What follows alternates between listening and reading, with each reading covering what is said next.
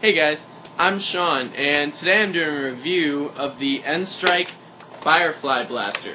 Now, as far as I know, this blaster is no longer in production. I probably got this about a year ago, but the reason I'm doing a review of it is because, one, it's super easy to get your hands on one as of August 2012. Obviously, if you're watching this 3 years later, it might not be as easy to get one. This is the second generation Firefly, and because I only bought it a year ago and because I'm such a hoarder, I still have all the darts and the manual for it, which I will go over all of that in a minute.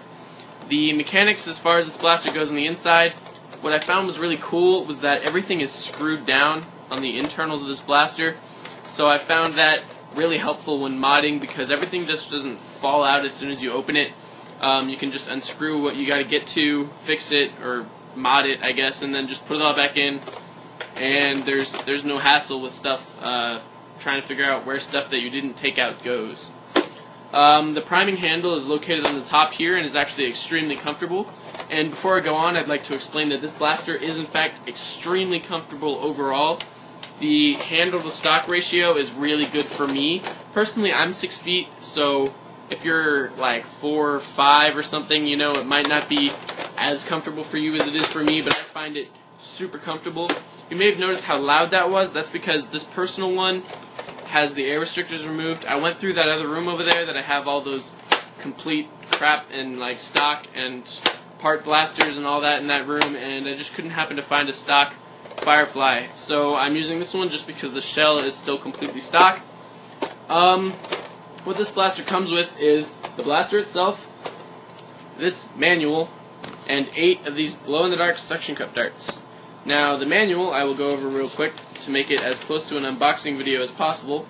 As you can see on the front here, it just kind of has a diagram of the blaster and everything about it, and then it tells you that it takes 2 AA batteries.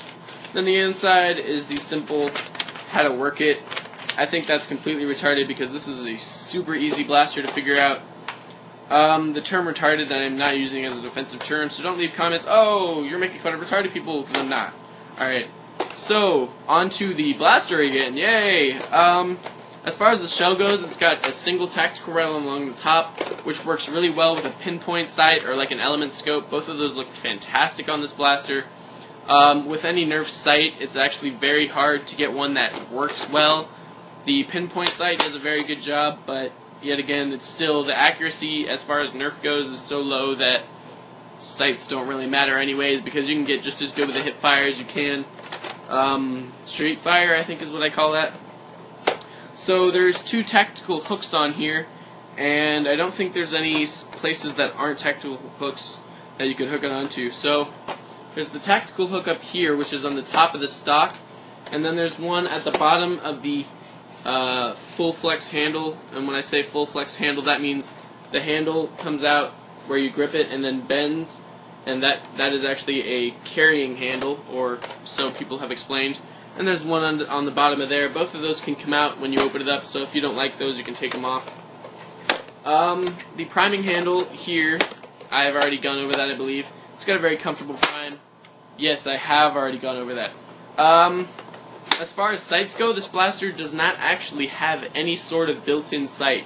I think that's because of how old this blaster is and how old the shell is. Like I said, this is a second generation, which basically just means it was kind of painted differently. The shell is still the same basic design. They might have built a new mold for the shell, I'm not sure. I would have to check the date on this, and I'm not going to do that in the middle of a review. So, all the screws are located on the right side of the blaster, as is most Nerf blasters, so it's very easy to get it open and mod it and stuff. It houses a very big plunger tube, reverse plunger by the way, and the Night Finder spring will fit in there just fine. So if you want to throw one of those in there, I should have a few of those lying around. I might actually do that. It can hold 16 darts, 8 in the front barrel mech. It's an 8-round rotating barrel mech, and then 8 in the stock here, 4 on each side. The darts just simply sit in these grooves here, and if you put them in right, they don't fall out. I've seen a lot of people who talk about how they fall out so easily. That's just because you don't know how to put the darts in there. As far as the barrel goes, the air restrictor springs are quite strong, so if you don't remove them, it's actually, the darts will tend to push out by themselves.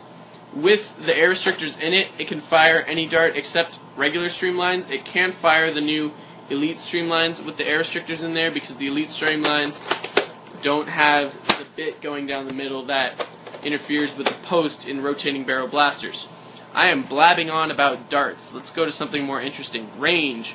Okay, so I did a range test before I got the air restrictors out, and average, I only got about 19 feet. You might say I got a dud Firefly, and that is completely possible because Fireflies were never a very good machine-built blaster anyways, but I still think that that's probably pretty close to a stock Firefly, and like I said, that was before I took the air restrictors out. Once I took the air restrictors out, I was getting right around 30 feet, and I'm sure if I put a Night Finder spring in there, I could get up to 50 feet. Like Drax says, I don't know, you never see him actually fire the darts, but it's probably pretty believable if you put it out there on YouTube. Let's see here. Accurate range stock is right around 15 feet, which I found was extremely good if the blaster only fires 19 feet. Yeah. Let's see, there's not a whole lot I really wanted to go over. Like I said, this is a super, super comfortable shell, and if I wanted to put, like, some other type of internal in here, like maybe an AirTech 2000 or something, it would be the shell I would choose because it is so freaking comfortable for homemade internals and things like that. Some interesting things about the blaster that I found kind of interesting were the fact that the barrel the barrel assembly rotates clockwise instead of counterclockwise, like most rotating barrel assembly blasters. Also, I forgot to go over the light system. Crap, this is a glow-in-the-dark blaster, or glow-in-the-dark dart blaster. The batteries are located in the battery door on the right side, which is here. Just one Phillips head screwdriver will get that out. 2 AA's go in there, and then the little switch is on the left side, and you just pull it back, and this little red light will come on. If you listen really closely, you can hear a super high-pitched whine. Obviously, there's a light, so you don't have to listen for that. But once you pull the trigger halfway, a light will flash, and that glows the dart right before it fires. That's basically everything about this blaster. I don't really think there was anything else I really wanted to go over. It's got a very long trigger pull, and it's got this cool guard for sitting on, like, the edge of, like, I don't know. I don't have anything I could use as a ledge, so this is the ledge of a wall. It's got this groove here that I guess is for, like, putting on ledges and stuff because it kind of grips it, and I guess that would just help stabilize your shot if you were, like, shooting over a balcony or something. I don't know.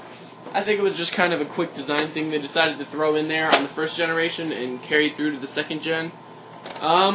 I am going to stop this review because it is 8 minutes long, and I am extremely sorry about that because I just went on and on about how amazing this blaster is. So, until next time, stay Nerf. I ended that totally bad. Until next time, stay Nerf.